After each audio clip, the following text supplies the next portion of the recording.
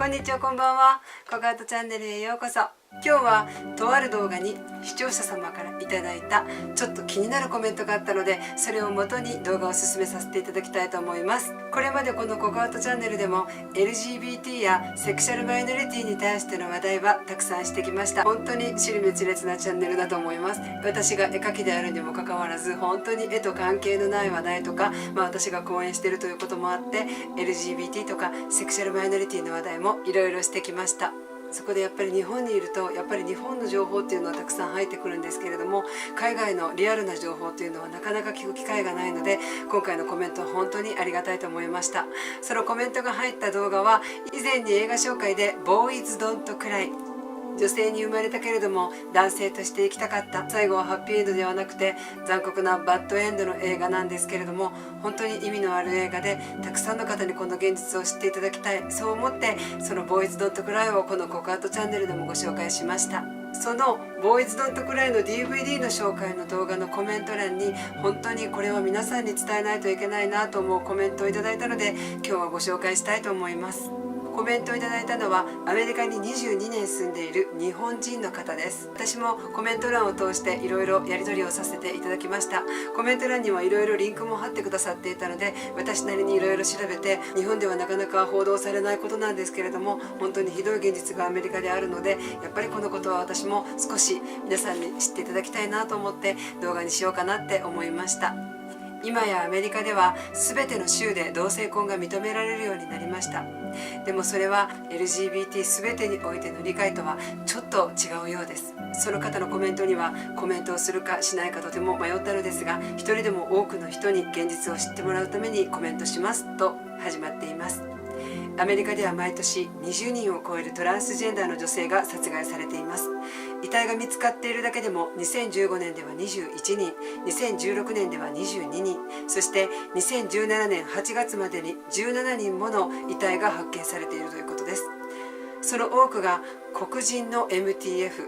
というのはメールトゥフィメール、男性から女性になった人で、その殺害されている多くの人が黒人ということもあって、トランスジェンダーへの差別だけではなくて、ここには人種差別もちょっとあるのではないでしょうか。アメリカでは見たい人だけが見るケーブルテレビの番組でコメディ的な男性の女装はあっても、トランスジェンダーがテレビ番組に起用されることはありません。この点は日本と大きく違います。そうですね、日本では NHK などでセクシャルマイノリティを取り上げるためにきちんとした形でトランスジェンダーの人が出演されることもあるんですけれども、でも日本でもエンターテインメントとかちょっとバラエティ番組ではおねえという言葉でタレント自身がちょっと笑い物になっているような、ちょっと笑っていい存在として取り上げられている面もなきにしもあらずだと思います。でも私は彼女たちも全く否定はしたくないんですね。なぜなら LGBT を知るきっかけにはなるかなって思うんです。ただ LGBT を知るときに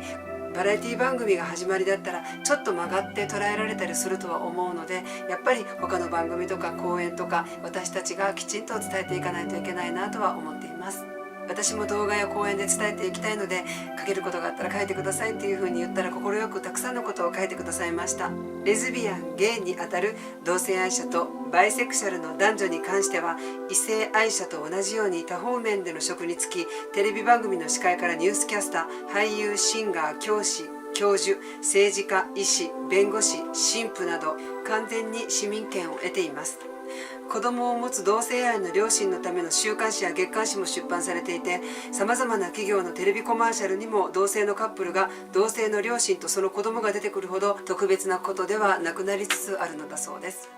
子供たちが遊ぶ公園に行けば2人のお父さんが子供を連れている光景も日常のことになりつつあります。しかしことトランスジェンダーとなると話は別で、女性用のトイレの使用が社会問題になっていたり、トランスジェンダーのウェイトレスに対してチップを置かずに不快な思いを綴ったメモを残す家族や、性同一性障害でスカートを履いて学校に通っていた15歳の中学生が好きになった同級生の男子に頭を撃たれて殺害されるという事件も起こっているのだそうです。やはり LGB に比べると T は市民権を得ているとは言えず、女性よりも安い給料でエスコートサービス、夜道に立つセックスワーカーまで、一握りの例外を除いて多くのトランスジェンダーの女性が性風俗産業と関わっているということなんです。思ったような職に就けずにセックスワーカーとか売春のような仕事をしているトランスジェンダーが多いのも、レイプをされたり殺害に何か結びついているのではないでしょうか。日本でもまだまだ市民権を得ているとまでは言いませんけれども、ここまで銃で頭を撃たれるとか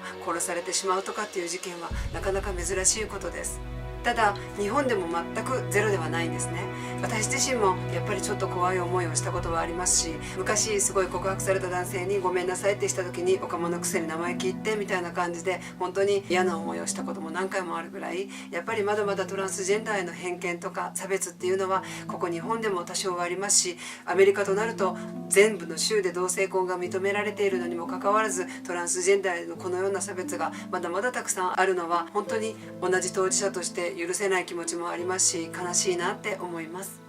いつか動画でもお話ししましたけれども、世界の約70カ国では LGBT に当てはまるだけで有罪が確定したり禁錮刑にされてしまったり、そのうちの5カ国ではひどい場合には死刑にされてしまう人もいるっていう現状がまだまだ世界中には渦巻いています。ここ日本でも生きづらさを抱えて、それに我慢できずに自殺をしてしまう若い人とか子どもたちもまだまだたくさんいるんですけれども、アメリカはものすごく進んでて日本は遅れてるっていう見方もする人もいると思いますけれども、日本では昔では考えられないほど本当に時代は変わっていて、当事者である私が教育現場で講演をしたりとか声を出すことが許される、そんな現状があります。まだまだ日本でも生きづらさを抱えている若い人たちとか子どもたちがいるのも現状です。なんだかちょっと尻滅裂になりましたけれども、今日はずいぶん前にアップロードしたボーイズドットクライの動画にいただいたコメントをもとに動画を進めさせていただきました。アメリカでは全州で同性婚が認められるようになりましたけれども、やっぱりまだまだ改善していかないといけない、そんな壁があるのではないでしょうか。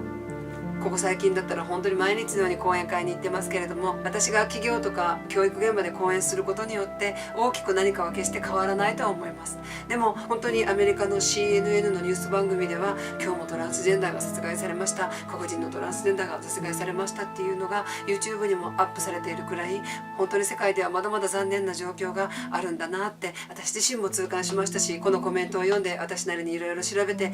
これはやっぱりいろんな人に伝えていかないといけないなと思って今日この動画にしました。もしよろしければこの現実を SNS で拡散していただけたらありがたいと思います。今日も最後までご覧いただきありがとうございました。それではまた。ココアートチャンネル。よ